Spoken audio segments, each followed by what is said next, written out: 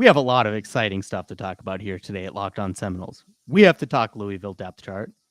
We have to talk Louisville's performance against UCF. And we have to talk the weekend of college football that was. Join us. Join us today, and folks, thank you guys so much for being Locked On Seminoles. Your first listen each and every single day. And with that being said, let's go on with the show. You are Locked On Seminoles, your daily podcast on the Florida State Seminoles, part of the Locked On Podcast Network. Your team every day.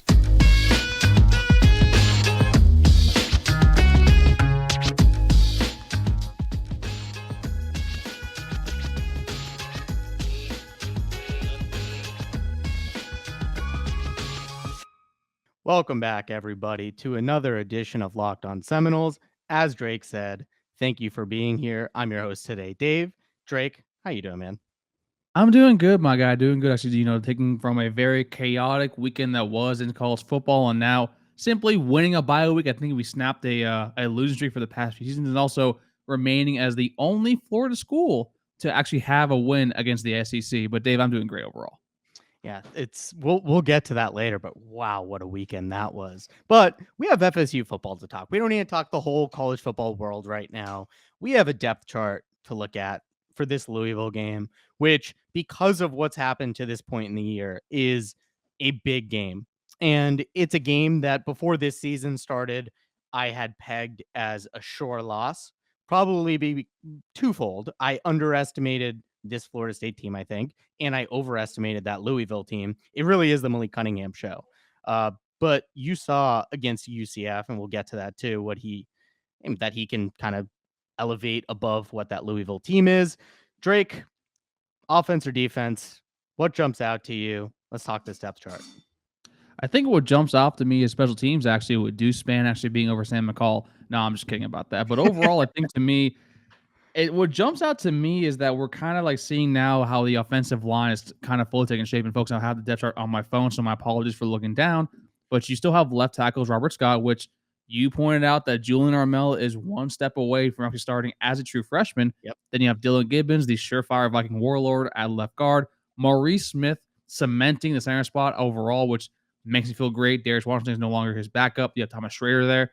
And then you have the ore of Dimitri Emmanuel, a.k.a. Big Meech, and Darius Washington at the right guard spot. And then Jason Turrentine, who actually might be the unsung hero of the LSU game when it comes to the offensive line, basically coming in and spelling Bless Harris. So overall, to me, I think we're starting to see the entire offensive line take full shape, especially against the Louisville team that does have some solid pieces with Yaya Diaby on the defensive line. So to me, the offensive line overall, it looks solid, and I'm actually excited to see how they do against Louisville this weekend. Yeah, we talked a lot before this season started about the fact that we felt much better about the depth of this offensive line. Really didn't take very long for us to test that. So, hopefully that holds up against Louisville.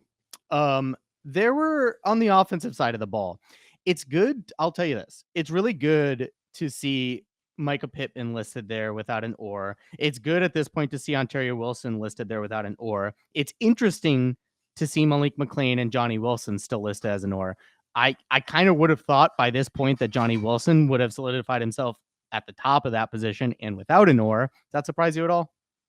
No, not really. I think it's more because that we had the bye week, so we knew that this was primarily meant for the kids to basically heal up and rest up over the weekend. And we remember from the Duquesne game that Johnny Wilson's ankle got rolled up on that long 51-yard reception that he had. So for me personally, I think it's more that you can kind of tell where when it comes to injuries, Mike Norvell doesn't kind of change the fact when it comes to basically the depth chart. I mean, I think Amari Gaynor, I think, is still listed on the depth chart, and I don't expect him to come back until maybe October overall because I think his foot is still in a boot. So overall, to me, I don't put that much stake into it, even though I think the surefire number one in that wide receiver spot obviously is Johnny Wilson, especially because we're going up against a former FSU DB, Jarvis Brownlee, who didn't have the best game against Louisville, quite frankly, aside from the interception, which probably should have been an incomplete pass. I wouldn't be surprised if you see a lot of go routes when it comes to Mr. Wilson and Ontario when they're actually opposite of Mr. Brownlee. Yeah, this is the first time in a while that I've been just excited to see how Pokey follows up that game. The only other interesting thing on that offensive side of the depth chart to me is that there's no or with Trayshawn Ward or Trey Benson. This is Trayshawn Ward's running back room. Dude, I mean, he's earned it. He's earned right? it. Yeah. I mean, it's his room. You're going to need Trey Benson to have some carries, both in this Louisville game and going forward. You're going to get him those carries. He's going to get plenty of carries. But as long as Trayshawn Ward keeps playing like he has been, he's proven that he's a Power 5 quality running back, and it's his until he loses it. I completely agree, and I do kind of want to ask you this before we go over to the defensive side of the ball. As of right now, the pace that Trayshawn Ward is going with running, and I know against LSU, our running backs kind of held in check, but I'll look more to the Duquesne game. Yep. Do you think that Trayshawn Ward could have a better season than Jason Corbin ever had here, actually, by the end of this year? That's tough for me because I was a huge Jason Corbin fan the way that kid ran. I don't think so, but if he's anywhere near approaching that, then he's had a hell of a career in college. And we are lucky to have him here and starting in our running back room, which yet last year I wouldn't have said despite his performance. Mm-hmm. Let's move it over to the defensive side. Drake, the first thing that jumps out at me is right at the top there. It says a lot about what the coaching staff thinks of Derek McClendon, that Jared Verse has not only not listed first in that equation, but is listed second with the or. When, if ever, are we going to see Jared Verse rightfully claim that spot as his own and his own? No one else's. I think this goes to more that I personally believe that, like, when it comes to this position, I don't think it matters who is like number one or number two, as I think you're going to see them a lot together overall, basically speaking, because I mean, no one can deny that Jared Verse kind of announced himself to the national landscape when he went up against LSU. Yeah. But also, this could be saying like, hey, Jared, one of the big issues that we've had with you for the past two games is your ability to contain the quarterback. Against Duquesne, we noticed it. Against LSU with Jane Daniels, who has a very similar skill set to Malik Cunningham, we saw that you failed with contain numerous times, allowing Jane Daniels to basically keep them in the game with his legs. So to me, it could be like, Jared, you are basically an elite pass rusher. But what we really need you to do is be well-rounded on the defensive side of the ball when it comes to both aspects of the game.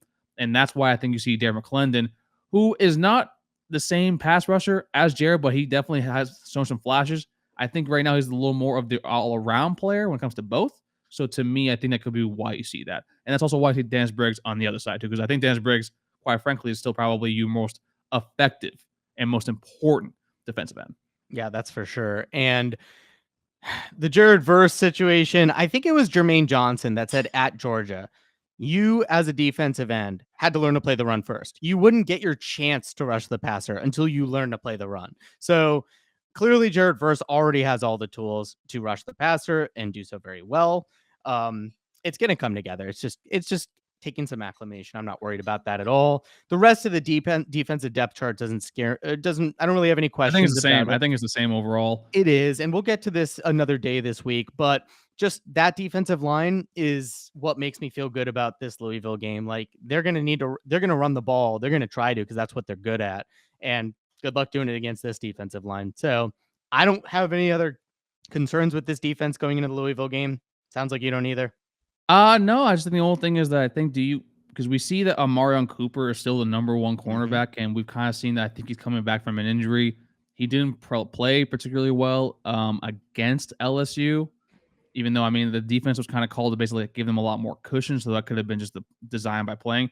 Do you have any concern actually about him moving forward at the cornerback spot?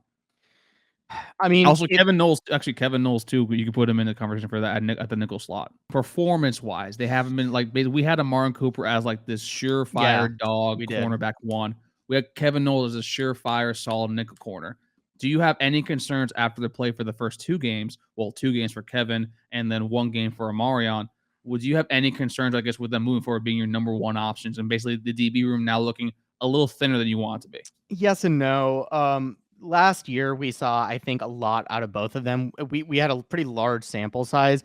I'd be hard pressed to believe that both of them mysteriously got worse this year. I think just giving it some time, this defense as a unit is already, I believe, playing close to its potential. I think there's still room to grow, but I'm not overly concerned. I think they'll both get it together. And as far as I'm concerned, we have the depth to wait.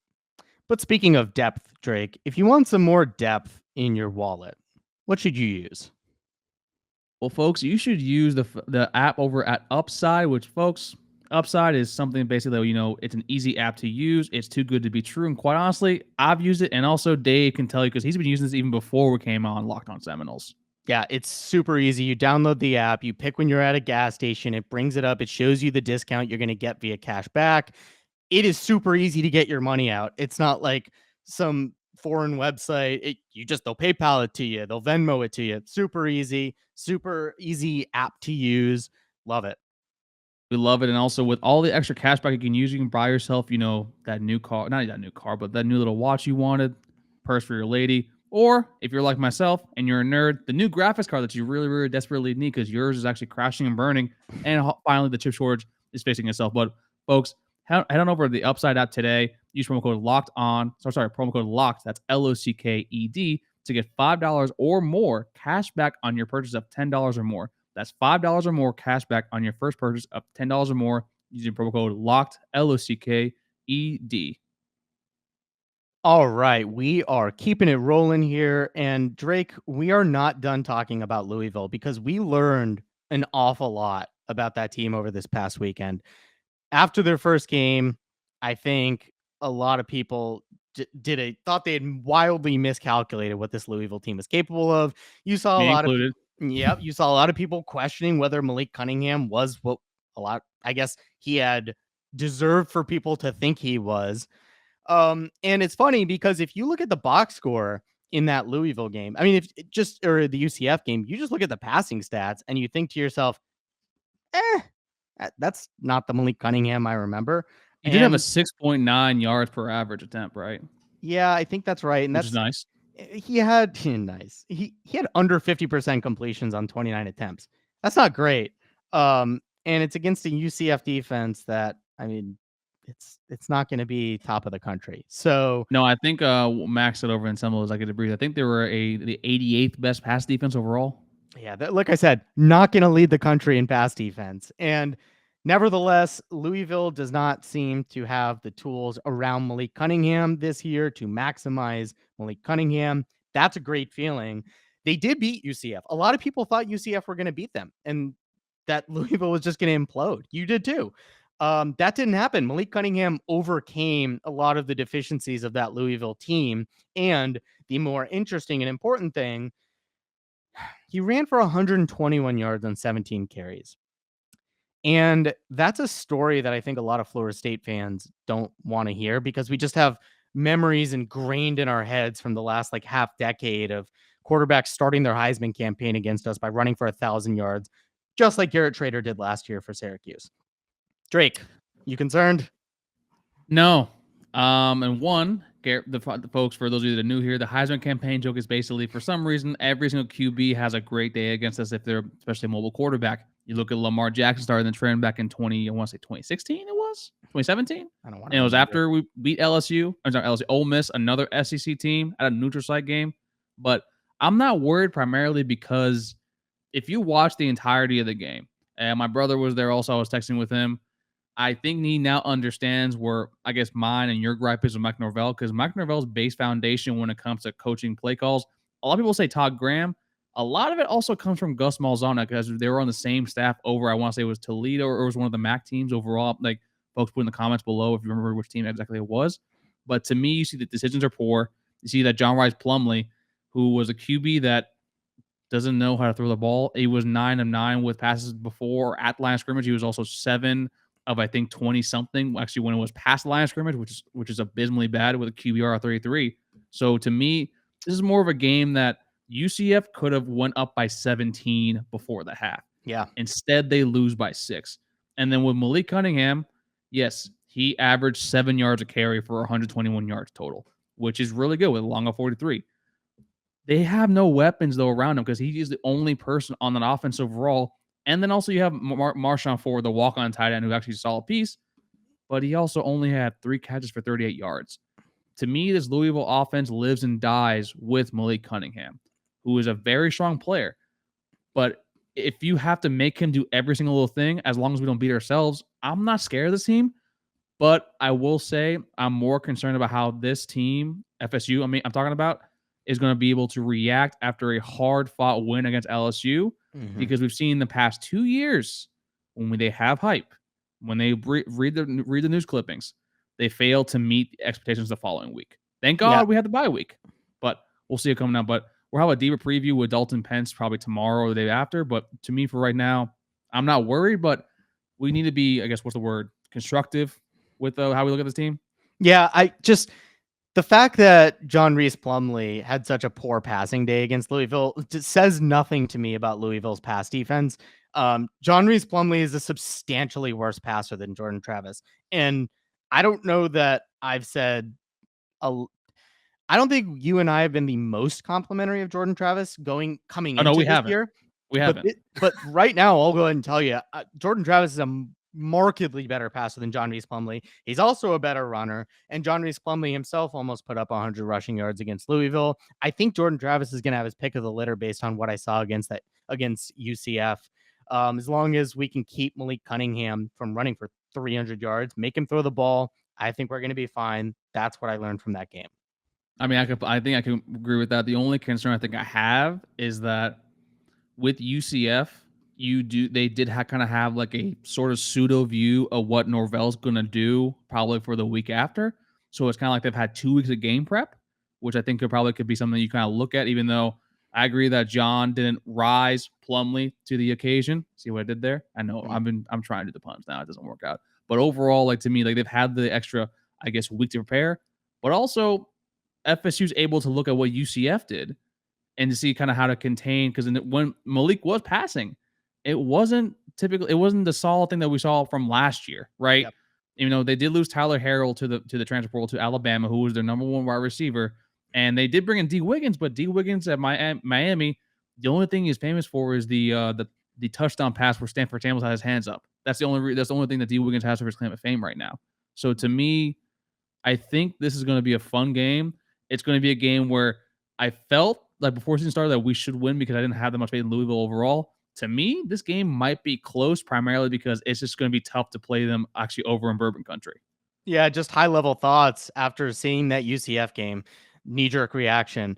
This has gone from a preseason that's a loss to now I'm confident we win this game. We'll get to that more later in the week. I'm not saying I'm confident we'll win by a ton. I am now confident we'll win that game. Not just based off of what I saw against UCF, because that was actually a better game for Louisville, seeing as how they won. But nothing scary to me. And if Malik Cunningham if all he can do this year, because he has no Tutu Atwell around him, basically, is run the ball, I think this defense is geared up to prevent that from happening. All right. Thank you for making it to the third and final segment with us. Drake, this was a magical weekend. We got to talk about college football, man. I don't know what the craziest thing was that happened this week. I mean, arguably the least crazy was Florida losing to Kentucky for the second time in a row for the first time in the last 50-something years, right? 1976, yeah. That's the least crazy thing that happened this weekend. Notre Dame. What's going on at Notre Dame, Drake? I mean, so over on Locked on ACC, we call Notre Dame sort of the cousin that, no one really likes, or basically the person that gives you the "you up" text, because they treat it, we allow them to be in the ACC for every other sport, but football, they want nothing to do with us. But then when you see Coach Huff and former FSU star Khalan Laborn rush for over 150 plus yards, and they beat Notre Dame, it kind of lets you feel that, like, Dave, the way college football is shaking out right now, and we also have Texas A&M where Jimbo hasn't evolved his offense since 2014. Yep. That the parity or the craziness, like I think, of the CFB world right now is on a level where it feels like anyone has a shot right now. And you see with the AP poll where FSU had 42 votes, which to me, I don't think we should be ranked yet. I think with a win against Louisville, we should probably enter the top 25, probably 24 or 23. But it feels like overall, when you look at the games of the weekend, that it's not anyone's year, but it's anyone's year to have a really, really good year. Yeah, and that's kind of a comforting feeling because, I mean, I think people expected some kind of regression out of Notre Dame, like, changing regime over to Marcus Freeman, who I do think will do a fine job there, if for no reason other than it's Notre Dame. But them going down in that fashion, it doesn't make me feel better about Jacksonville State because that still should have never have happened. However, like you said, who's to say this isn't a crazy year?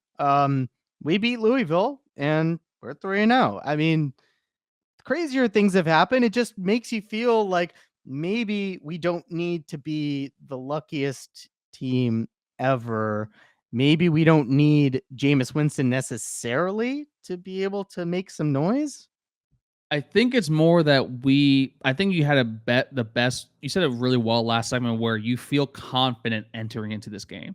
Yeah. It's not where you say I'm guaranteeing a win or you're being pessimistic. It's more like I feel comfortable enough with the state of this team and how the college football landscape right now is shaping out to be that we should be competitive, and that I also have more lean towards more favorable result for us to win the game overall. And that's kind of what we're seeing right now. Miami struggle against Southern Miss. They go over to Texas A&M. Florida, after upsetting Utah, after having months to prepare, looks terrible and awful against Kentucky. So it looks to me that overall, this season is not only wacky, but it feels more that it's ripe for the taking for us, especially in the ACC, where you saw that Pitt lost. Syracuse is a darling right now. I know you're not the biggest believers in them, but I think that defense is really good, supplemented with Sean Tucker, Garrett Schrader. You see Boston College is just crashing and burning. They probably are the worst team in the ACC, aside from Georgia Tech. So if you look at the landscape as a whole and then do a micro look at the ACC, it feels like FSU can, I'm not going to say we're going to win the conference, but I think we definitely have the talent and the skill set and the athletes to make some damn noise this year. Yeah, and it's weird because we're put in a scenario now where we have to root for Jimbo Fisher to keep recruiting like he is at Texas A&M, because there is no better scenario than Jimbo Fisher stealing all the top recruits and finishing with the best 7-5 team in all of football and keeping them away from Florida and Miami and Alabama. Not that they would go to Miami or Florida anyways, because if they're top recruits, why would they? But you know what I mean? It was just a magical weekend. Seeing that happen to Jimbo Fisher, I think made a lot of fans happier than it made me. I'm happy he gave us a national championship, so I don't have all the ill will towards him. But this is what we love about college football, is that Appalachian State every 15 years just goes and upsets a team that just came off literally the greatest recruiting class in the history of college football. You can't make stuff like that up. It's just joyous. It's a good time to be a college football fan. It's a good time to be a Florida State fan. We're 2-0, and it feels hopeful right now, right?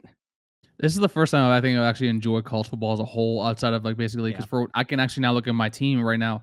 If you'd asked me before the year started, who I thought would get fired first, Scott Frost or Mike Norvell, I would have been it would have been close, because I don't think I actually believed that Nebraska would have been that bad. But I underestimated how bad Scott Frost is at his job. Now he's definitely going to be going over to probably the Nick Saban Reformatory School for former head coaches who want to coach good and do other stuff good too. And then you'll probably see him surface as an offensive coordinator there, because Bill O'Brien, Alabama, which is another team where Texas probably would have won that game if Quinn Ewers didn't get hurt. So to me, it's nice and to actually be able to say our team is competitive in this landscape, and also that now I think you and I primarily were not super down, but we were getting to the point critically wise where it's there's just so little right now to be positive about.